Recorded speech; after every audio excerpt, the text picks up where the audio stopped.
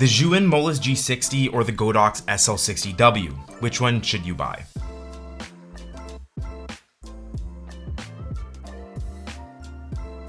In today's video, we're going to compare the Zhiyun Molus G60 to the Godox SL60W. If you didn't know, the Godox SL60W is one of the more budget video lights on the market. One you've probably come across a few times if you're ever searching for lights. Before we compare these two, if you are interested in the G60, I actually posted a full review on the G60 and the X100 last week if you want to watch that one. The Zhiyun Molus G60 is one of the smallest cob lights currently available on the market. It's portable, extremely powerful, and can do everything this light can do and more. Both lights are 60 watts, so that's exactly why we'll be comparing the two. So first, let's talk about how much power these lights have. When the G60 came out, there were a lot of people questioning how powerful it can be, considering how small it is. But size doesn't matter. The G60 has a lux output of 11,194 lux with its included reflector, and a CRI rating of 96, measured at about a meter away. The SL60W outputs 4,100 lux with its included reflector and has a CRI rating of 95. So even though the G60 is smaller, it's almost 3 times brighter than the SL60W. Both these lights are very different from one another, not only because of their size difference, but also their features. The G60 is temperature adjustable from 2700 Kelvin to 6500 Kelvin, which is great for matching temperature of existing lights in a scene or adding any motivational lighting. The light's intensity and temperature are both controlled via the Zhiyun Vega app directly from your smartphone. This is a handy feature, and it means that you don't have to always get up to tweak the lights. Instead, you can change everything from the app. The SL60W, on the other hand, is not temperature adjustable. It's daylight balanced from the factory at 5600 Kelvin, and it doesn't have any smartphone features, only comes with a remote control to control the intensity of your light. Both these lights are powered differently. The Zhiyun G60 has 2 methods of power delivery, one being the standard 12-volt DC power input, and the other USB-C. And the USB-C feature is great because that means you can actually take it anywhere with you, and if you don't have an outlet, you can use a power bank or a portable charger to power your G60, like I'm doing here. The SL60W is powered by a standard power cable, one you would find powering your computer monitor. Personally, I'm not a fan of the power cables on both these lights, and this is because there's no locks that actually lock these cables into place. This was one of the issues I pointed out a long time ago about the SL60W. It would always come unplugged all the time, even in the middle of making a video. Now, one of the main selling points and the reason why the G60 is gaining so much popularity is because of its size. It's tiny, quite literally the size of a Rubik's Cube. You can easily travel with this light. It weighs next to nothing and fits into any camera bag. I actually packed this on my trip to Spain just last month, and the fact that I was able to bring a video light with a mini softbox without taking up my entire camera bag was just crazy. As for the build quality, the SL60W is the clear winner here. This light you can quite literally throw around and nothing will happen to it. This is because what it's made out of. The SL60W is made up of metal all around except for this light stand mount, which is plastic.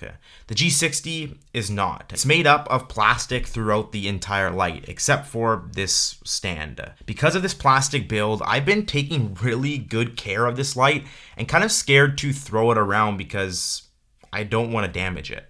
The SL60W has a standard Bowens mount, which is what you want. It means you can adapt basically any softbox, lantern, or any other modifier to it. The G60 doesn't, and that's because of its size. Instead, it uses a ZY mount that I actually prefer better. And the reason why I prefer it is because you have the ability to use more modifiers. Zhiyun has made their own little modifiers for this light, including mini diffusion domes and reflectors, but also a Bowens mount adapter that allows you to use any Bowens mount modifiers. So if you have the G60 with this Bowens mount adapter, you can still use any Bowens mount modifiers, but you also have access to Zhiyun's mini modifiers, something you can't do or you don't have access to when using the SL60W. When it comes to video lights, fans are important, specifically the noise coming from those fans.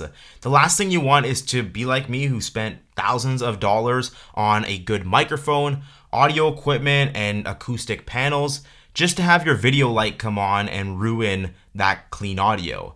The fan on the G60 only comes on after it reaches a certain temperature inside of its housing. And personally, I've only ever found it to come on if it was running at its full intensity. The SL60W's fan is on at all times, from the second you turn it on to the time you turn it off. Fortunately, the fan on the G60, even when it does come on, you can hardly hear it. The fan noise on the SL60W is way louder and almost seems to be 4 to 5 times louder than the G60. But that's just me, you be the judge.